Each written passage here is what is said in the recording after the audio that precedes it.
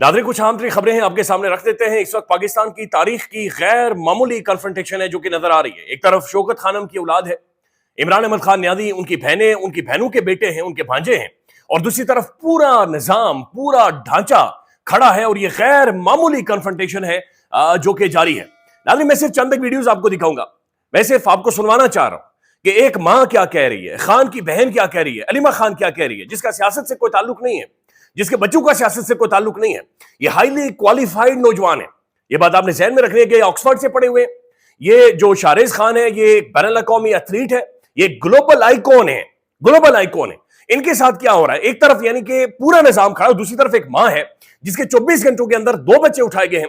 हथकड़ियों में जकड़ जकड़ कर उन्हें अदालतों में घसीटा जा रहा है और अदालतों के अंदर पेश किया जा रहा है। एक जवान बच्चे को चड्डी बनियान के अंदर अदालत के अंदर पेश किया गया है।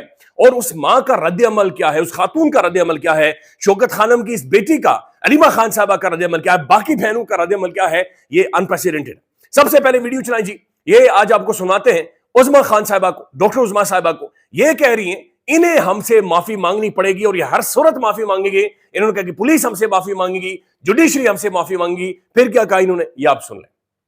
इंशाल्लाह जो कहते हैं माफी मांगे, जैसे हम कहते हैं ना कि ये भी माफी मांगेंगे हमारे से, जजेस भी हमारे से माफी मांगेंगे, पुलिस भी मांगेगी और फौज भी। ये जो मिलिट्री जेल्स में जो जुल्म किया, आप कभी कहानियां सुनिए और आप बताया करें, हाईलाइट करें। गरीब लोग, बच्चे, इन्होंने एक खास जो मिलिट्री में जुल्म हुआ है ना, वो टॉर्चर हुआ है। कोई अपने के दुश्मनों के साथ भी टॉर्चर नहीं करता जो इन्होंने अपने बच्चों के साथ, अपने पाकिस्तानियों के लिए किया। आप लोग बोला करें इन बच्चों के लिए। नाज़रीन, कहानी यहां पर खत्म हो गई थी। जब अलीमा खान साहब प्रेस कॉन्फ्रेंस कर रही हैं, अचानक नारे लगते हैं कि शौकत खानम की औलाद जिंदाबाद। पीछे से एक गाड़ी गुजरती है, कैदियों की वैन है, उसकी तरफ इशारा करके कहती है कि इस गाड़ी के अंदर शेरशाह है। शेरशाह कौन है? ये इनका जवान बेटा है, जवान बेटा। उसे झगड़कर उठाकर इस तरीके से ले जाया जा, लेकिन वो बड़े फिर इशारा करके कह रही है बहादुरी के साथ के इस गाड़ी के अंदर शेरशाह है। ये विजुअल्स भी आप देख लें।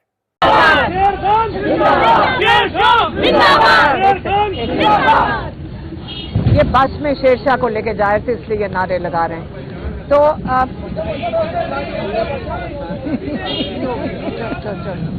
नाज़रीन, अलीमा खान ने यह भी कहा कि ये हमें डराना चाहते हैं और ये सिर्फ इनका ख्वाब होगा कि ये हमें डरा लेंगे।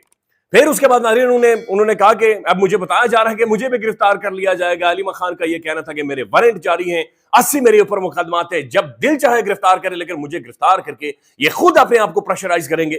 ये विजुअल्स भी देख लें। अगर मेरे बेटों को जेल में डाला है, अगर आपका ख्याल है कि हम इसे डर जाएंगे, हम नहीं डरेंगे। मेरी बहन यहाँ खड़ी है, मेरी बहन यहाँ खड़ी है, नौरीन नियाज़ी, इनके बेटे को 10 साल कैद मिली हुई है। हमारे भाई जो हैं 14 साल कैद है, बुशरा बीबी को 7 साल कैद है।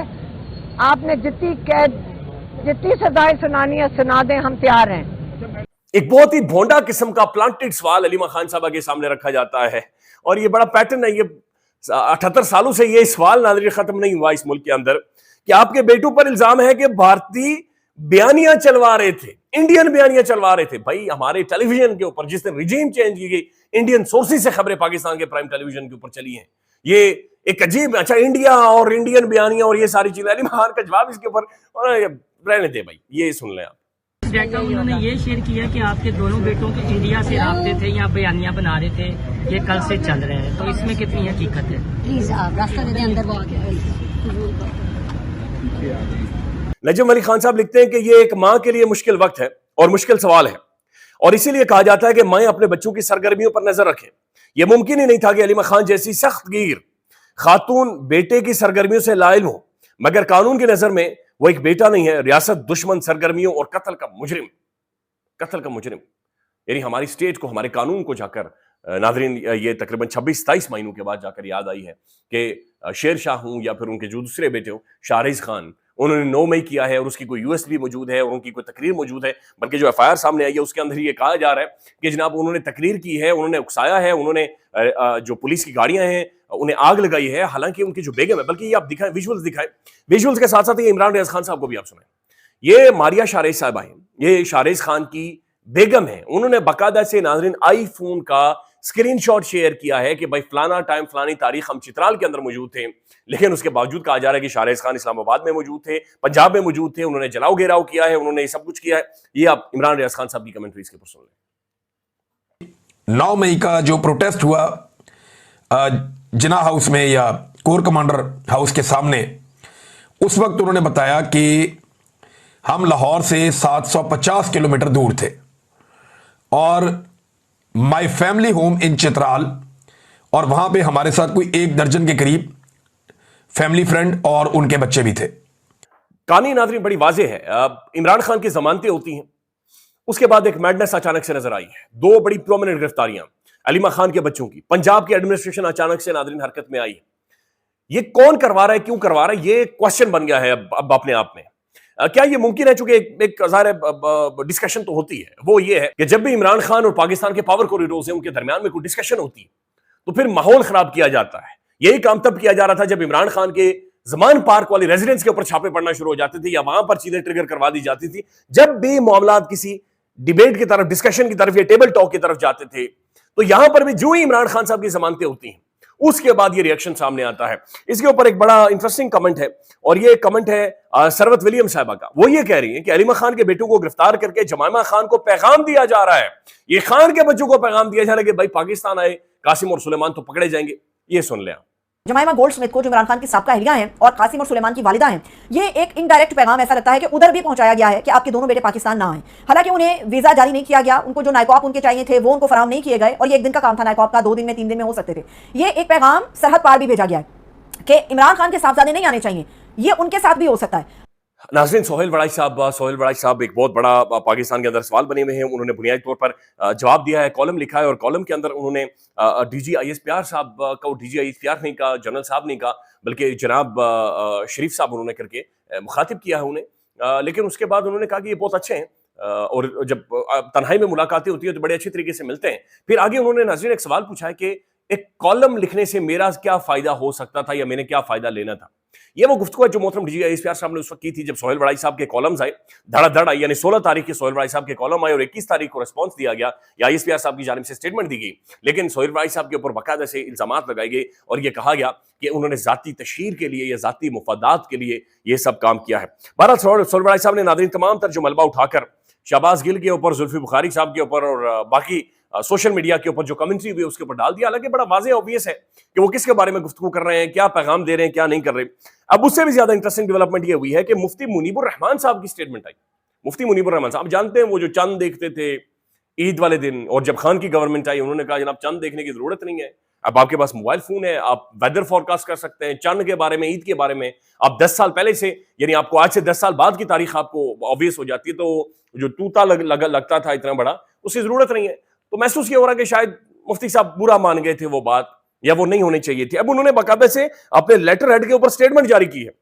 جناب سہیل وڑائی صاحب کی ابتلا، یہاں پر انہوں نے لکھا کہ یہ بڑے معتدل مزاج کے شخص ہیں، ٹھہراؤ ان کے اندر موجود ہے، یہ لبرل ہیں، سوشل ڈیموکریٹ ہیں، تاریخ علم کا اچھا مطالعہ کرتے ہیں، اپنی سوچ کے مطابق قوم و ملت کے مسائل اور توازن اور اعتدال اور اصلاحی احوال کے قائل ہیں.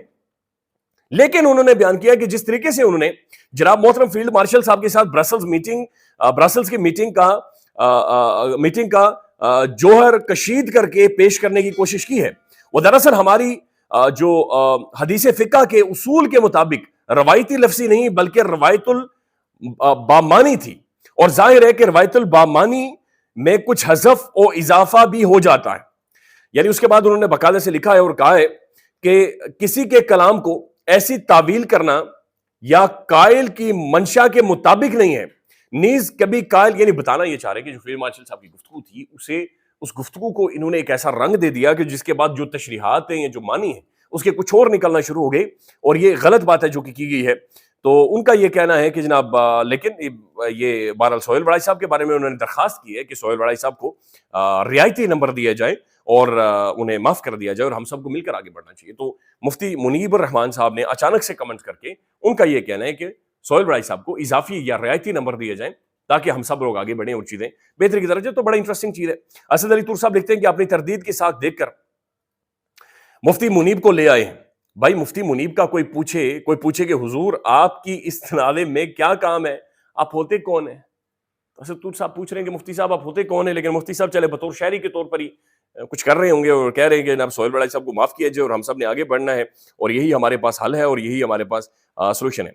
नाज़रीन, एक और खबर है और ये ज़बरदस्त खबर है। पाकिस्तान के प्रोमिनेंट जर्नलिस्ट मोहतरम जनाब खालिद जमील साहब, जिन्हें गिरफ्तार किया गया था और उन्हें उनकी रिहाई मुमकिन हुई है। उन्होंने इसके बाद गुफ्तगू भी की है, बड़ी इंटरेस्टिंग उनकी गुफ्तगू है। उन्होंने बड़ा शुक्र लगाया, उन्होंने कहा ईमान मज़ारी साहबा का शुक्रिया, मेरी पीठ के पीछे हादी खड़ा है। अच्छा, उनके ऊपर जो इल्ज़ामात थे बुनियादी तौर पर ये कारगिल के ऊपर उन्होंने एक ट्वीट किया था, उसके ऊपर थे।